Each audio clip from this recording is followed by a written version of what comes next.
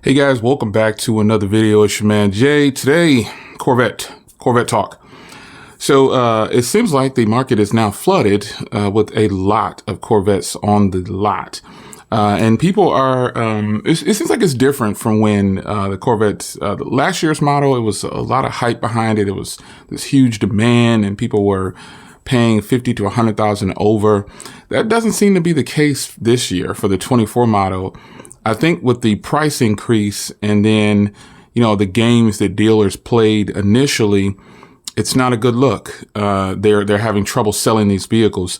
And, I didn't go to any lots this time. I just decided to just look online. I looked at the lot where I bought my vehicle from. They are no longer marking up pretty much any of their vehicles. And they have Z06s and everything there just at the cost. I think if you go in, or I think I saw on their website like one time where they had a $50,000 addendum, unlike the $100,000 addendum that they was adding last year's model and previous gen.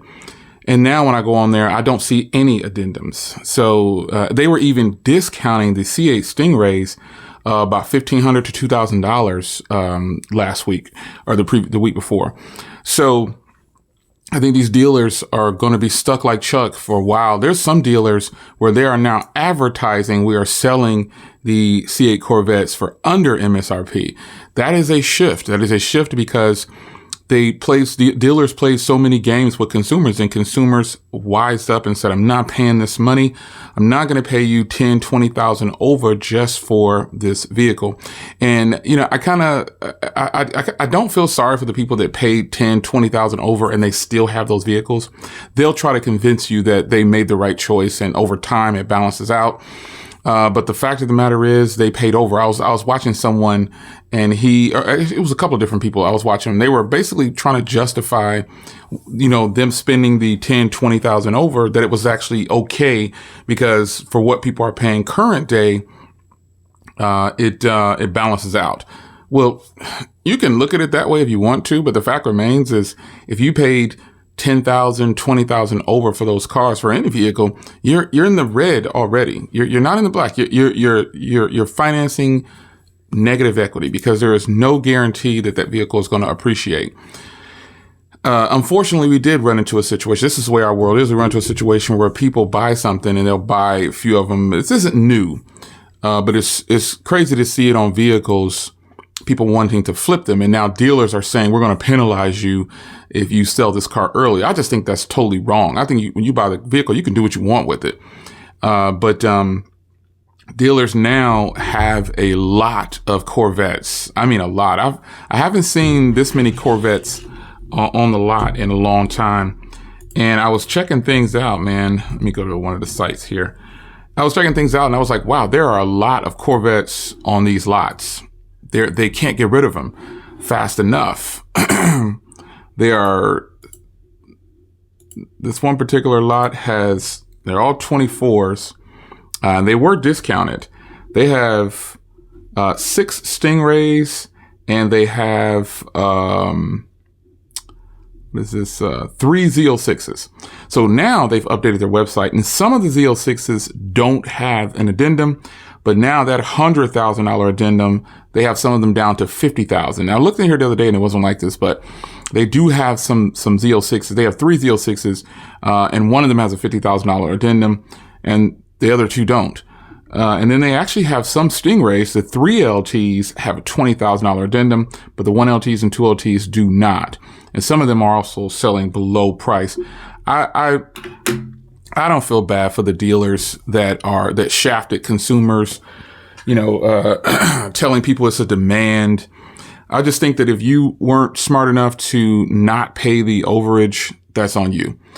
Because paying over for something, and then, later on the price increases on that product, that doesn't mean that you got the better deal. Because the 24 Corvettes technically do have more options. It's only $2,000 more than the previous generation, but people are still, it's weird to see people now happy about not paying an addendum or not paying over or paying under MSRP.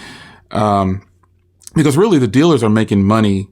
Even if you don't pay anything over MSRP, they're still making money because there's what's called an invoice, and that is what they get the car for. So they're making money on these vehicles, maybe not as much as they would like, but then their job is to get you back in finance and try to sell you tire protection, wheel protection, extended warranties, and all these different things. Now, I've spoken about this before. You don't have to buy a warranty right at that moment. You technically really shouldn't. You should wait until your warranty is getting ready to expire and then go in and buy the warranty. But a lot of consumers don't know they can do this because the real salespeople are not the salespeople that you're dealing with. Those are just pawns on the board. They're pawns on the board. They have no authority. Salespeople have no authority. The only thing they're trying to do is get you to spend as much money as possible. And they're going back to ask the manager. They're not asking the manager. They're going to the people that actually make the decisions, which is the sales managers or the finance manager. They're going to make the decision on how much you can sell this car for and what they're willing to take off, because they're looking at the money that they're going to give away to you, so to speak, or either you're selling them or they're selling you. And it's not anything new. And I guess depending on how old you are, you already know these tactics. Or, how many times you've been around the block, these tactics. But, the reality is a lot of people, no matter how good you are at buying a car, everyone has fallen victim to okay, I'll just get this right here just because you want it to stop. You ready to get out of finance. Some finance people can be really aggressive, and borderline just rude and telling you they can't sell you the car without this. That is a lie, folks. And I think right now, when it comes to the 24 Corvette, it's the same car with a few more additions for that $2,000, and it's well worth it, man. You get a lot of things standard, all the safety features, the rear view mirror camera. Now, those are all standard. The front closes electronically, just like the rear. Those are things that are really nice additions. And again, it's really all the safety features that is adding on to they're adding on to the 24s.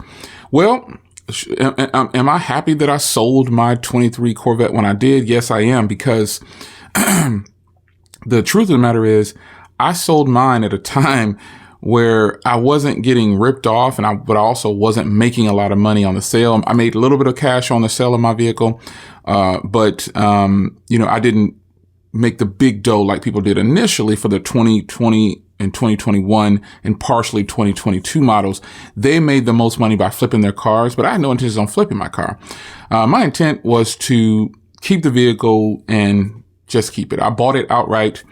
That was that. I just paid cash for the 23 Corvette, and I didn't think twice about it.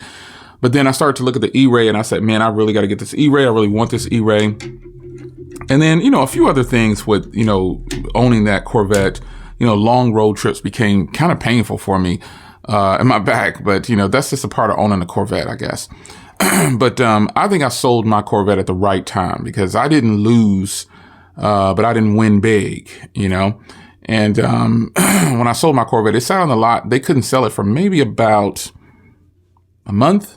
It sat there, I think, maybe a month and a half. And I'm not gonna say they couldn't sell it, but they had it marked up way above. They had it marked up 10, 12,000 above the original MSRP. And that's because they gave me money that they probably weren't planning on giving me. They didn't plan on buying it back from me at a different price.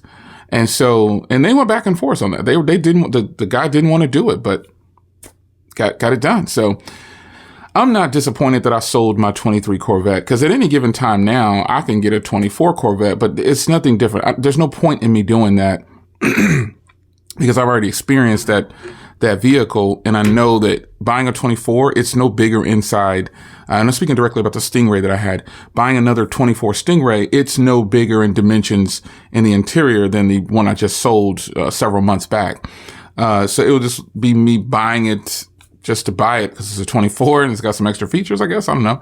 But that's why I wouldn't do that. So, and also I'd probably end up, if I were to buy another Corvette, I would have to buy cash again, because those cars are very expensive, and the financing rates still, it annoys me that ultimately the people that take care of their credit, that have excellent credit. I fall into the 90 percentile. Like when you look at your credit rating and how you are next to other people, I'm at the top.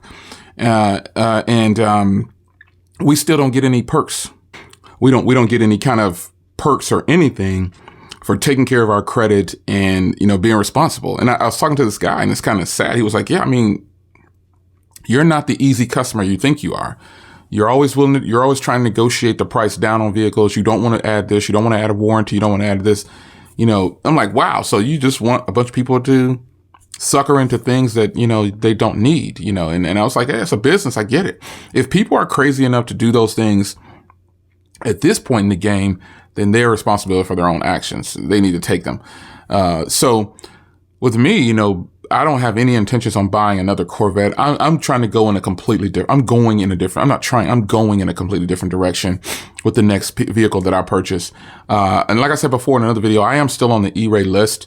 But I don't foresee me buying another Stingray at all. It was a nice vehicle, very sexy, very sleek, fun car to drive. In the time I owned it, I put maybe 2,000 miles on it. I think I put 2,000 on it.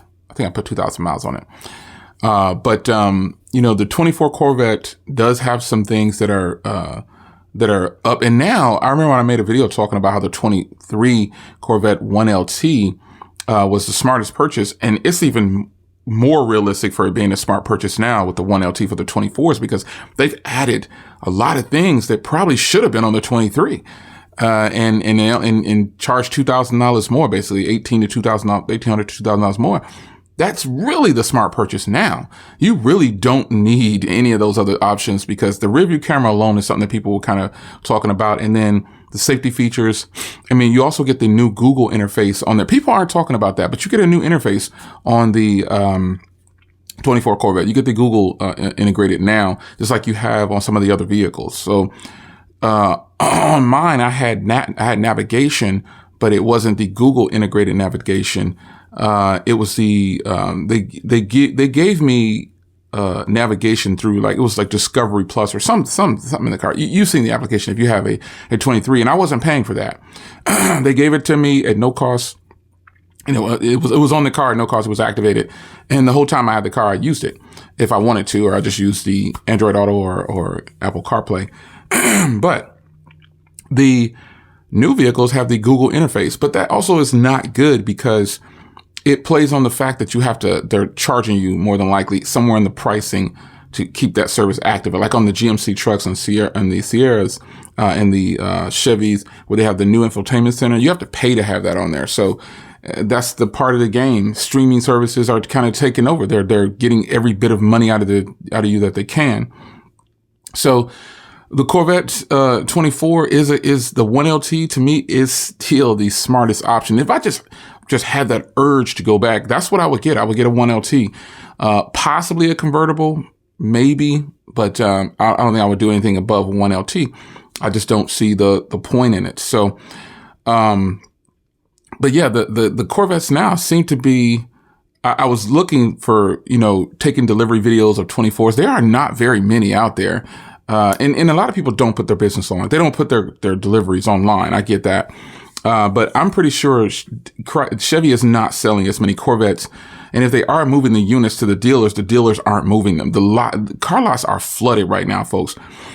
And the best time to buy a vehicle is the end of the month or end of the year, and especially end of the month, end of the year. December is the time to buy a vehicle. November, December, maybe October, that's when everything really kicks off, and they start discounting vehicles 10,000, 15, 14,000, 20,000. They discount these vehicles. They want to get rid of them for the next model year. And if they start to overflood the lot with both model years, they're really going to have some troubles. I've actually seen brand new 2022s sitting on the lot. Folks, don't buy those cars unless you're getting a third of the price off. Don't buy a 2022. Some people, I've seen some dealers trying to sell, like, I think it was SRTs, or I forgot which one it was. They were trying to sell some of these Ram trucks that were 2022s just because they were higher trims. It only like a couple $1,000s off, but yet you can get a brand new 2023 or 24 for less. It doesn't make any sense. They've lost so much money on that vehicle, because if you don't know, the longer a vehicle sits on the lot, the dealer loses money. If you don't know that, and you're a younger person and you're new to cars and all that, and you're trying to figure out how to negotiate, the longer a vehicle sits on the lot, the dealer is losing money. They're basically paying to keep that car on the lot. So they want to move them off as quick as possible. So on some vehicles, that's why you'll see they are discounted a lot, because it's been there. And that's something that you can ask. Well, how long have you had this car? Some of them might not want to tell you. But, you know, if they don't, just say, okay, well, thank you. And if it's something you're really interested in. But I can tell you that dealers lose a lot of money when cars sit on the lots and they don't sell. And then they're forced to sell them at much lower prices just to try to get something out of it, because they've got to get allocations for the next model year or just get more allocations, period. Times have changed. The Corvette, the C8 Corvette is still a great car. I don't know how I feel about the E-Ray yet, because I haven't driven one. And they probably will do the same nonsense, no test drives. You're just buying something that you sit in before, you know, it's kind of sad. It's like, I test drove a C8, mine, before I actually gave them the check. I said, I'm driving this car. I'm not just going to buy it. But I had them in a place where they didn't want to be. I was like, nah, I'm driving this car. And my salesperson was like, here you go. You just go ahead and take it, John. It's fine. But nonetheless, the 24 E-Ray, dealers will do the same thing again, and they'll try to put $100,000 markup on those. They'll do anything possible to try to get you to feel like you owe them something. I've dealt with car salesmen before, and they've gotten upset that I didn't buy warranties and tire protection, all these things that I technically don't need. It's just money for their pockets. Also, you know, when you think about your interest rate, dealers can do this. Here's something that dealers do often. If there's no incentivized rates, sometimes dealers will sneakily, they'll be sneaky, and you could get approved for 5%, but they'll come back and tell you got 1.5 or 6.5 or anything, because they get kickbacks on anything related to that car. Anything. They do it. There's so many tactics that dealers use. And I'll be honest, the reason I don't get shafted too much when buying vehicles is because someone in my family worked in finance, and they were approving loans, and you know, they were telling me, this is what they're trying to do to you. This is what they're going to try. Just do this, this, and this, and you win. And they don't like it. And that is why now when I buy a car, I still get some great. Some of you guys are just blown away when you see me switch these cars. Like, oh my God, you're wasting money. No, I come out on top pretty much every time. So there were one or two where I leveled out. Well, actually, no, of all the trucks and cars that I've sold, about a third of them, I just broke even just to get out of it. Like when I sold it, I just broke even. I didn't make any money probably. But most of the time I'm coming out in a situation where I'm trying to make it to my benefit. But yeah. The Corvette is nice, man. And one thing I've actually thought about doing, because I still have my Camaros, all the stuff from my Camaro. So I thought about grabbing another Camaro just for kicks, to have it around so I can put those parts on it, and just grabbing another convertible. But a lot of dealers now, the pricing on everything is so much, it's not worth me parking something like that out there for me not to drive it a lot, just to drive it on the weekends or something like that. It's just not worth me throwing that money out the window like that. I'm not that stupid. As much as I could just go out and buy another Camaro and convertible. There are some good deals on some 23s though. Like they're really marked down, on some of these 23s that I found. And the 24s are right there in line. I mean, they're also pretty good in pricing, but I think, the Chevy thing, a lot of you guys said, Jay, whatever car you get next, buy a manual. I agree. I don't disagree.